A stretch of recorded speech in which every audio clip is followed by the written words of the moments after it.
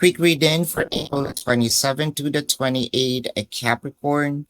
Your cards are the Seven of Swords, the Nine of Swords, and the Six of Wands. Meron ditong inuusig na si person ng konsensya niya, no? Whether your person did you numbers, may, third party, pwede rin namang meron siyang ginawa talagang hindi maganda or nakapagsalita ng hindi maganda sa'yo. Medyo stressful na rin yung kalagayan ni person dahil yung alam niyang hindi mo deserve yung nagawa niya.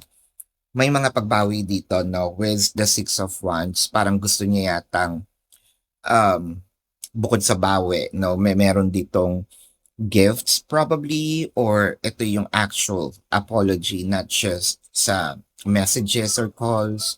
This is face-to-face conversation with the Six of Wands.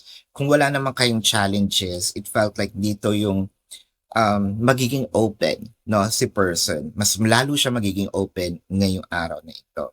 So this is your quick reading for April the 27 to the 28th, Capricorn. My name is Daphne, but spirit calls me back.